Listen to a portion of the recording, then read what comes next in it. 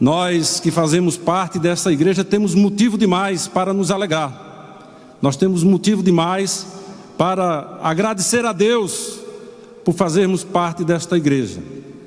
Aliás, fazendo um parênteses aqui, abrindo um parênteses, eu creio que nesses últimos dias, vou dizer, nessas 2 últimas semanas, né, muitos dos irmãos ficaram muito mais alegres porque puderam contemplar, né, que a igreja recebeu uma roupagem nova, e é motivo da gente se alegrar, né? Evidentemente que nós devemos nos preocupar com o espiritual, mas a gente também deve se preocupar com as coisas de Deus, e aqui é a casa de Deus, né? E a gente se alegra, né, quando a igreja ela vai de uma forma bem conduzida, né, atingindo todas suas metas, não só espiritual, né, que é o principal da igreja, mas material também, né? Eu me alegrei bastante e tenho certeza que os irmãos estão muito alegres, né? E eu gostaria que os irmãos pudessem estar abrindo suas Bíblias no Evangelho segundo Mateus, o capítulo 16, do verso 13 ao verso 18.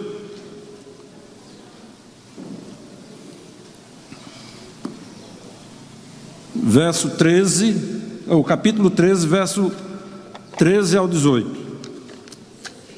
16, perdão. Capítulo 16. Todos acharam? Amém? A palavra de Deus diz: chegando Jesus à região de Cesareia de Filipe, perguntou aos seus discípulos: quem os outros dizem que o Filho do Homem é? Eles responderam: alguns dizem que é João Batista, outros Elias, e ainda outros Jeremias ou um dos profetas. Aí Jesus faz outro questionamento a eles: e vocês? Perguntou ele: quem vocês dizem que eu sou? Simão Pedro respondeu: tu és o Cristo, o Filho do Deus vivo. Respondeu Jesus: feliz é você, Simão, filho de Jonas, porque isto não lhe foi revelado por carne ou sangue, mas por meu Pai que está nos céus. E o 18 diz: e eu lhe digo que você é Pedro, e sobre esta pedra edificarei a minha igreja, e as portas do Hades não poderão vencê-la. Algumas versões dizem: e as portas do inferno não poderão vencê-la. Oremos. Deus, nós estamos diante da Tua palavra. Queremos, ó Deus, que o Senhor fale aos nossos corações, para que nós possamos sair daqui, ó Deus, diferente de como estamos entrando. Nos capacita na ministração da Tua palavra. A honra e a glória é tão somente Tua, Senhor. Nós oramos em nome de Jesus. Amém. Hoje está fazendo, nesta data, 7 de outubro, está fazendo exatamente 95 anos de existência dessa igreja. No ano de 1923, um homem por nome de Ellen Johnson, está no boletim aí, quem quiser dar uma lida um pouco da história da igreja, ele foi designado por Deus para abrir uma agência do reino aqui nesta cidade. E pelo pouco que a gente conhece, esse trabalho ele teve inicialmente, depois o senhor pode até me corrigir, ali na rua Nunes Machado. Isso, ali na rua Nunes Machado, que me parece que hoje é a Rua Amarela, um negócio assim. Não é isso. Então ela teve seu início ali na rua Nunes Machado, e ela iniciou com apenas 7 servos do Senhor. 7 pessoas ou 7 irmãos, não sabemos exatamente quantos homens e quantas mulheres, mas ela teve seu início ali. E essa igreja, ela tem uma linda história. Ela tem uma história de muitas lutas. Ela tem uma história, talvez algumas histórias tristes, mas o Senhor nunca o abandonou. O Senhor sempre teve, sempre à frente da sua igreja, sempre teve a conduzindo. E durante esses 95 anos de existência desta igreja local, muitos servos de Deus, muitos homens de Deus tiveram à frente desta igreja, né? E hoje está com a responsabilidade do nosso pastor Paulo Dantas. Muitos outros servos de Deus já passaram por aqui, e todos com um só propósito: de pregar o evangelho da salvação, de pregar o evangelho que liberta, o evangelho que salva, o evangelho que cura, o evangelho do Senhor Jesus Cristo. E nós louvamos a Deus pela existência desta igreja. Nós louvamos a Deus porque a direção desta igreja, a direção e as direções anteriores sempre foram comprometidas com as causas do Senhor. Se nós fôssemos aqui abrir a oportunidade de ouvir testemunho de irmãos que estão aqui nesta igreja há bastante tempo, evidentemente que eles teriam muito o que falar, mas muito o que falar das muitas lutas, mas com certeza das muitas vitórias. Através dos seus servos, através dos pregadores que já utilizaram esse púlpito aqui, muitas vidas foram ganhas para o Senhor Jesus. Muitas vidas foram restauradas. Muitos lares foram restaurados e foram edificados. E continuarão sendo restaurados, continuarão sendo ganhos para o Senhor Jesus, porque o compromisso desta igreja local é tão somente pregar o evangelho da salvação. Se você um dia, ou talvez você já tenha sido confrontado com a seguinte pergunta: o que é que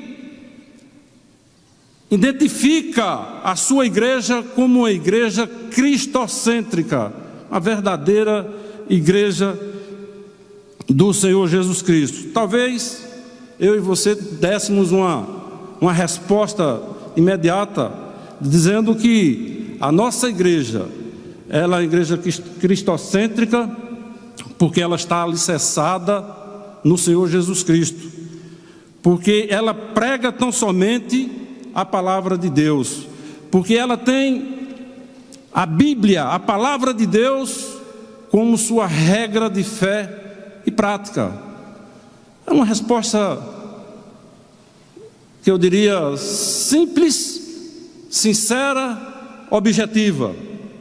Nós poderíamos dar essa resposta com toda tranquilidade, porque verdadeiramente esta igreja tem compromisso tão somente com a palavra de Deus. Então, se alguém perguntasse a você por que você diria que a sua igreja é uma igreja cristocêntrica, com certeza você estaria dando a resposta correta. Eu não sei quantos já observaram, mas no nosso boletim, a igreja, ela tem uma missão e tem uma visão. Eu não sei quantos lembram. É adorar a Deus, essa é a missão da igreja, e a visão é cuidar de pessoas. Mas pregador, a missão da igreja não é pregar o evangelho? No boletim está dizendo que é adorar a Deus? Exatamente. Por quê? Porque quando nós temos o compromisso, e ela tem esse compromisso, e ela tem feito com muita clareza essa missão de pregar o evangelho, você está adorando a Deus. É uma maneira de você adorar a Deus. Então essa missão da igreja, que tem a adorar a Deus, ela está exatamente em consonância com a vontade de Deus, em consonância com o que Deus quer que a sua igreja faça, que é pregar o seu santo e poderoso evangelho. Somos uma igreja comprometida e somos uma igreja frutífera. Essa igreja tem ganho vidas para o Senhor Jesus. Essa igreja tem cuidado de pessoas também. Esta igreja, ela tem esse compromisso e ela tem cuidado de pessoas também através das ações sociais, através da policlínica. Irmãos, eu tenho certeza que muitos aqui já tiveram a oportunidade de ouvir, não só aqui em Caruaru, mas nas cidades circunvizinhas, e por que não dizer até fora do nosso estado, testemunho de pessoas falando do comprometimento da igreja, da primeira igreja batista em Caruaru, com o evangelho, do comprometimento desta igreja com o ser humano, com as pessoas. Eu já ouvi diversos testemunhos, porque por aqui passam pessoas de todo o Brasil. Vez ou outra nós estamos recebendo irmãos, amigos nos visitando, e alguns mais curiosos procuram saber como é que a igreja, procuram saber qual o trabalho da igreja. E eu já fui indagado algumas vezes, eu tenho certeza que alguns já foram indagados, e com muita clareza, né, a gente tem passado para essas pessoas que têm nos questionado o comprometimento desta igreja com o evangelho, o comprometimento desta igreja com as pessoas. Aí a gente fala um pouco da história da igreja, né? Fala o que nós temos aqui na igreja para atender a comunidade, não só local, mas a comunidade de toda uma região. Mas por que a nossa igreja ela é cristocêntrica? Se nós quiséssemos dar uma visão mais ampla, né? Sim, nós somos a igreja cristocêntrica porque cremos e confessamos a Cristo como fundador da igreja. Essa igreja tem um fundador, é o Senhor Jesus Cristo, é Ele próprio. Ele é quem governa, Ele é quem governa a sua igreja, e Ele, com certeza, Ele virá buscar a sua igreja. Amém? Ela é cristocêntrica porque seu fundador é o próprio Jesus Cristo. No evangelho que nós acabamos de ler, em Mateus 16, 18, o versículo diz que sobre esta pedra, Jesus dizendo, sobre esta pedra, sobre Ele edificaria a sua igreja. Sobre esta pedra, Ele falando com os discípulos, sobre esta pedra, Ele falando de si próprio, sobre esta pedra eu edificarei a minha igreja, e as portas do inferno e as hostes infernais não prevalecerão contra a sua igreja. Então nós podemos dizer com certeza que a nossa igreja é uma igreja cristocêntrica, porque ela está alicerçada no próprio fundador, que é o Senhor Jesus Cristo. Ele governa a sua igreja, Ele é quem domina a sua igreja. Em Colossenses capítulo 1, verso 18, eu gostaria que os irmãos pudessem ir até o evangelho, a carta de Paulo à igreja de Colossos, capítulo 1, verso 18. O apóstolo Paulo, falando ali aos Colossenses, ele diz: Ele é a cabeça do corpo, que é a igreja. Você já imaginou se uma cabeça, ela não for uma cabeça firme, bem pensante, como ela vai dominar o corpo, né? Difícil. O nosso corpo, quando nós falamos no corpo humano, o nosso corpo ele é conduzido pela cabeça. A cabeça é quem vai dizer lá aos pés, faz isso. Ela é quem vai dar ordem. A cabeça é quem nos orienta o restante do corpo, para que o corpo faça de acordo com o que a cabeça estiver determinando. Então ele diz que Jesus Cristo é a cabeça do corpo, que é a sua igreja. Essa igreja tem um cabeça, e o cabeça desta igreja é o nosso Senhor e Salvador Jesus Cristo. Ele é o princípio e o primogênito, e nele habita toda a plenitude. Nós somos apenas membros deste corpo. Paulo, escrevendo a carta aos Efésios, no capítulo 1, verso 22, ele diz que Deus colocou todas as coisas debaixo de seus pés e o designou como cabeça de todas as coisas para sua igreja. Cristo como cabeça, Ele é o Senhor, Ele é o Salvador. Em Atos dos Apóstolos, capítulo 4, verso 12, diz que em nenhum outro nome há salvação, porque debaixo dos céus, em nenhum outro nome há, dado entre os homens, pelo qual devamos ser salvos. Ele é o Senhor da igreja, Ele é o Salvador de toda a raça humana. Ele é a autoridade máxima. Ele é o único que deve ser adorado, que deve ser reverenciado, idolatrado e louvado é o Senhor Jesus Cristo. Ele deu a sua vida pela sua igreja. Em Mateus capítulo 20, no verso 28, ele diz que não veio para ser servido, mas para servir e dar a sua vida em resgate de muitos. Esse é o Senhor da igreja ao qual nós servimos. Esse é o Senhor da igreja ao qual nós pertencemos. Esse é o Senhor que é o cabeça, que conduz a sua igreja de forma triunfante. A palavra de Deus diz que em Timóteo, 1 Timóteo capítulo 2, verso 5, que há um só mediador entre Deus e os homens, que é Jesus Cristo, que é o cabeça desta igreja. E nós somos apenas membros. Nós somos apenas membros deste corpo. Lá em Coríntios, capítulo 1, verso 12, 27, diz: ora, vocês são corpo de Cristo, e cada um de vocês é membro deste corpo. Cada um de vocês, cada um de nós, somos membro deste corpo. Na igreja de Cristo, todos têm espaço. Todos nós temos espaço. Todos nós fomos chamados para servir, para colocar os nossos dons a serviço da igreja do Senhor, para que a igreja se fortaleça, para que a igreja cresça, para que o corpo da igreja movimente. Nós somos chamados para servir, para empregar os nossos dons, os nossos talentos, para proclamar o evangelho da salvação.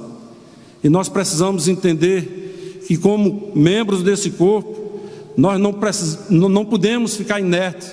Nós não podemos, como membro deste corpo, cruzar os braços. E muitas das vezes nós somos chamados, nós recebemos a ordem do cabeça, que é o Senhor Jesus Cristo, como membros, como parte integrante desse corpo, e nós simplesmente cruzamos os braços. Nós simplesmente ignoramos, nós simplesmente relaxamos, deixamos de fazer as coisas que Deus já nos deu, que foi o dom. E nós cruzamos os braços, nós recusamos muitas das vezes de forma consciente para fazermos da sua igreja uma igreja que cresce, uma igreja que tem esse compromisso com o evangelho do Senhor Jesus Cristo. Qual a certeza que nós somos membro desse corpo? Em Efésios, capítulo 4, verso 11 e 12, diz que ele designou alguns para apóstolos, outros para profetas, outros para evangelistas, e outros para pastores e mestres, com o fim de preparar os santos para a obra do ministério, para que o corpo de Cristo seja edificado. Precisamos ter essa consciência que na igreja local, na igreja do Senhor, todos nós temos e fomos capacitados para desempenharmos os nossos dons e os nossos talentos. A igreja é composta por pecadores. A igreja é composta por pecadores arrependidos, pecadores regenerados, pecadores convertidos, transformados pelo poder da sua palavra. Um dia, alguém pregando para mim, pregando para você, o Espírito Santo convenceu a mim, convenceu a você, que realmente nós precisávamos de um Salvador. Nós precisávamos reconhecer a nossa condição de pecadores, a nossa condição de separado do corpo, e um dia eu e você, nós fizemos a confissão que só o Senhor Jesus Cristo é o nosso Senhor e nosso Salvador. Então a igreja, quem congrega na igreja, quem faz parte da igreja do Senhor é exatamente esse grupo de pessoas, pecadores regenerados, convertidos, comprometidos com o Evangelho do Senhor. Ontem eu estava em um evento ali na cidade de Garanhuns, eu, o irmão Elias, a irmã Nailza, a irmã Edilene e a irmã Shirley, né? E o rapaz estava dando um treinamento para nós, e a gente sabe disso, e depois eu tive até lembrando que tanto já ouvi, como também já tive a oportunidade de falar do comprometimento. Eu já falei, acho que eu já falei, já preguei aqui na igreja falando do comprometimento e do envolvimento. E ele destacou muito bem, e eu estava lembrando, né, que muitas das vezes dentro da igreja tem esses dois grupos de pessoas: pessoas comprometidas e pessoas envolvidas. As comprometidas são aquelas que estão dentro da igreja, mas é comprometida com as coisas da sua igreja. São aquelas pessoas que sempre estão dizendo: eis-me aqui. São aquelas pessoas que não mede distância para servir a sua igreja. Não mede distância. Quando eu estou falando de igreja, irmãos, entenda-se em atender o chamado, em desempenhar o dom que Deus lhe deu. Então são aquelas pessoas que são comprometidas com o Evangelho. Sempre está, eis-me aqui, sempre está colocando ou se colocando à disposição. E também tem aquele outro grupo de pessoas dentro da igreja que são apenas envolvidas. Se envolve com as coisas, mas não quer compromisso. Se envolve, mas não é para mim. Se envolve, mas isso é para vocês, não para mim. Então a gente precisa, como igreja do Senhor, como igreja local, entender que nós recebemos um chamado do Senhor para servir a Ele. Servir ao Senhor com alegria. Servir ao Senhor com alegria. Porque grandes coisas tem feito o Senhor por nós. O Senhor tem feito muitas coisas por nós. E por isso nós estamos e devemos ser um povo alegre. Nós devemos ser um povo alegre. Eu estava ouvindo aqui o louvor, nós estávamos louvando aqui agora, né? E fizeram um louvor aqui: se Ele fizer, Ele é Deus, e se Ele não fizer, Ele é Deus. Cabe a nós reconhecermos que somos filhos de Deus e precisamos servir a Ele com alegria. Precisamos servir a Deus com alegria. Devemos sempre estar nessa condição de servir a Deus com alegria. O salmista, um certo momento da vida dele, um momento lá, convidaram ele para ir para a casa do Senhor, e ele expressou com muita alegria: alegrei-me quando me disseram, vamos à casa do Senhor. Que esse deveria ser um sentimento de todos nós. É um sentimento que deveria brotar sempre nos nossos corações. Um sentimento de alegria em vir servir ao Senhor, um sentimento de alegria em vir cultuar a Deus, um sentimento de alegria de poder glorificar e bendizer o nome do Senhor. E muitas das vezes nós deixamos de vir à igreja por tantos motivos, né? Tantos motivos banais. Deixamos de vir à igreja e acabamos ficando em casa, não sei, fazendo sei lá o quê, né? Basta ter um aborrecimentozinho que a gente fica em casa. Não é assim? Basta ter um aborrecimentozinho, a gente fica em casa. Não, eu não vou para a igreja porque é o irmão fulano de tal que vai estar à frente, é fulano de tal que vai estar fazendo isso, é fulano de tal que vai estar fazendo aquilo. Não, irmãos, nosso sentimento tem que ser um sentimento que o salmista expressou de alegria em poder vir à casa de Deus. Muitos estão enfermos em cima de uma cama, querendo, sentindo o desejo de vir à casa de Deus, e não pode. E a gente cheio de saúde, às vezes inventamos coisas ou alegamos motivos para ficar em casa. Esse sentimento de alegria tem que brotar dos nossos corações. Então a nossa igreja, ela é uma igreja cristocêntrica porque também ela obedece a Deus. Ela não precisa só confessar, porque Jesus Cristo disse: sois meus amigos se fizer o quê? Se fizer o que eu vos mando. Nós temos que obedecer. Nós temos que obedecer. É fácil? Não.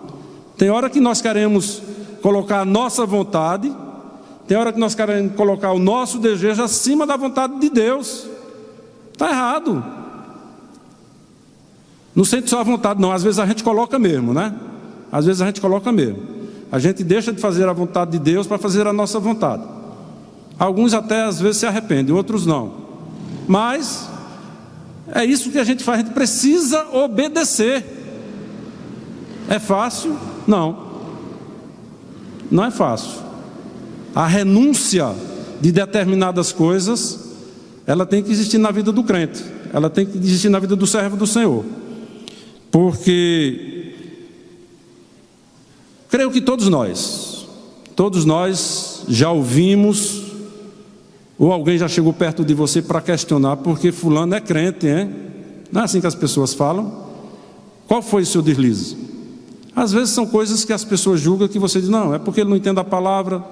Mas são coisas, às vezes, irmãos, que envergonham o evangelho mesmo. Envergonha mesmo. Às vezes nós fazemos coisas que envergonham o evangelho do Senhor. Como crente, como servo de Deus, às vezes nós fazemos, às vezes nós negamos ao próprio Senhor. Às vezes nós negamos, às vezes nós fazemos como Pedro, né? Aliás, algumas pessoas costumam dizer que Pedro é muito citado, né, naquela passagem que ele negou a Jesus Cristo 3 vezes, mas dizem que ele foi o único que teve coragem de seguir o mestre. Os outros nem lá foram. Pedro pelo menos teve a coragem de ir, né? E Pedro negou a Jesus, mas ele já sabia, porque Jesus já tinha advertido ele: só olha, antes que o galo cante 3 vezes tu vai me negar, viu, Pedro? E ele negou realmente, né? E nós muitas das vezes nós negamos a Deus, nós negamos as coisas do Senhor, quando deixamos de testemunhar que verdadeiramente nós somos a igreja do Senhor, que nós fazemos parte dessa igreja do Senhor, dessa igreja triunfante.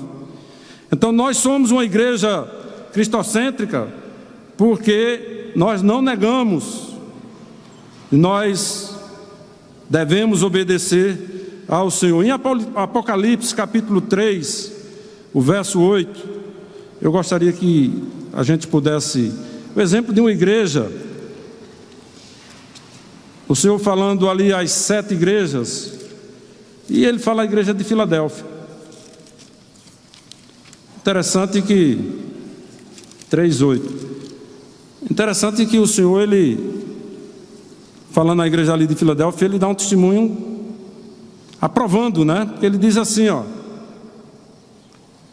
a palavra de Deus diz assim que ele: conheço as suas obras. Na verdade, Deus conhece toda a obra nossa, né? Não tem para onde a gente se esconder, não tem para onde a gente querer fugir.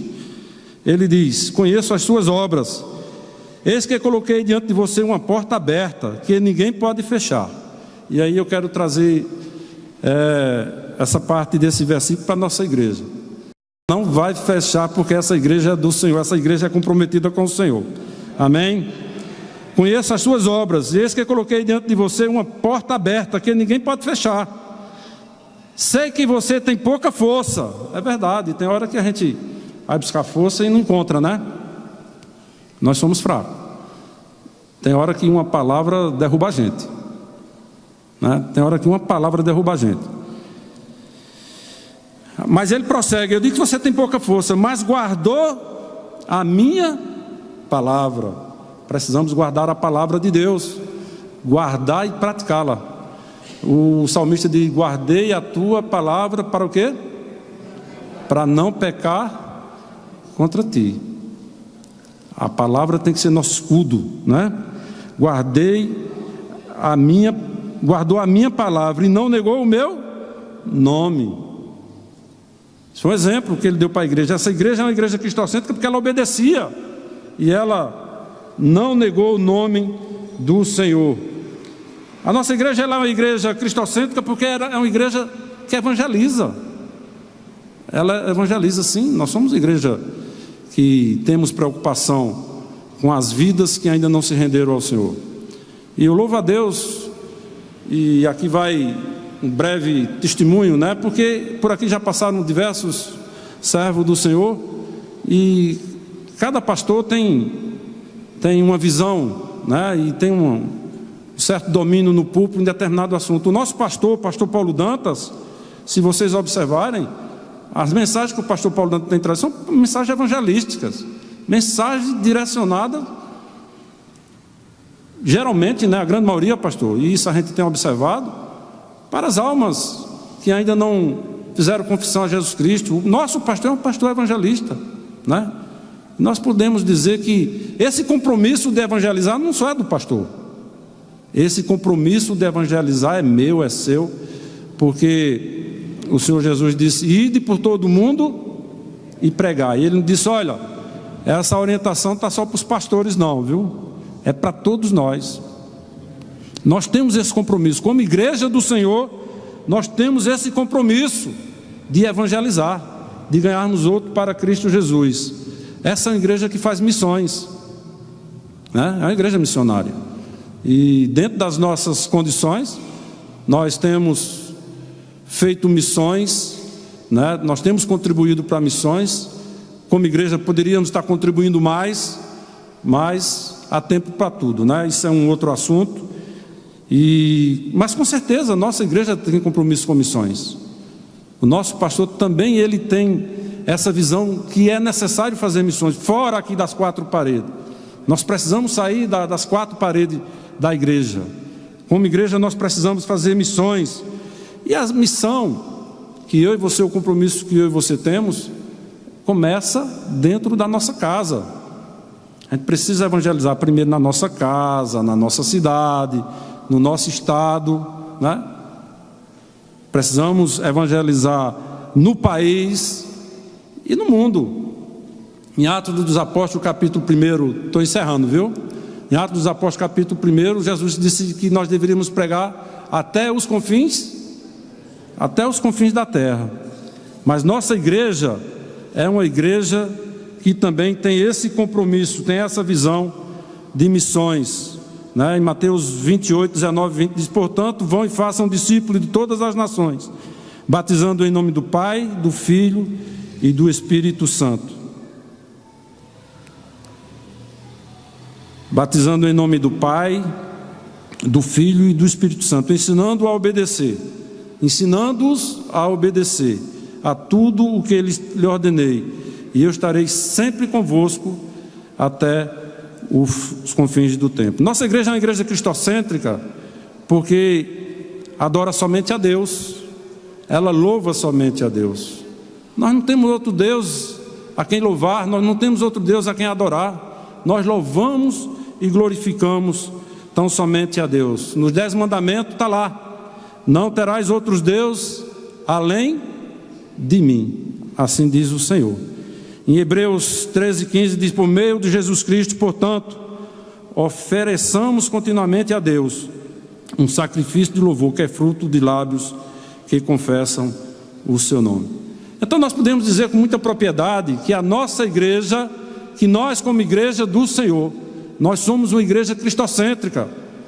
Nós não adoramos outros deuses, nós só temos a Deus, ao Senhor Jesus como nosso Senhor e o nosso Salvador, e nós fazemos isso com muita propriedade. E por fim, a igreja do Senhor é uma igreja cristocêntrica porque nós cremos na volta do Senhor Jesus Cristo. Ele não fez uma promessa para nós? Quem crê aqui na volta do Senhor Jesus Cristo? Amém, glória a Deus. Ó vem, ó Senhor, ó Maranata, vem Senhor. Jesus Cristo em João, o Evangelho de João capítulo 14, verso 2, ele diz: na casa do meu pai há muitas moradas, se não fosse assim não teria dito. Ele foi preparar lugar. E ele diz que vou preparar lugar, e quando eu voltar, voltarei para que vocês estejam comigo para sempre. Essa é a nossa esperança, essa é a nossa convicção, esse é o nosso desejo, que o Senhor Jesus Cristo volte para buscar a sua igreja.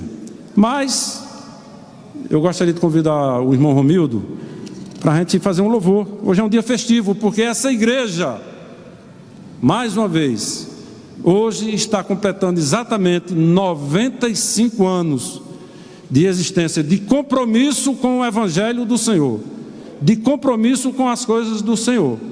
Que Deus, na sua infinita bondade e misericórdia, dê muitos anos de vida a esta igreja. Que esta igreja continue com esse compromisso, tão somente de obedecer, de glorificar e de proclamar o seu santo e poderoso Evangelho.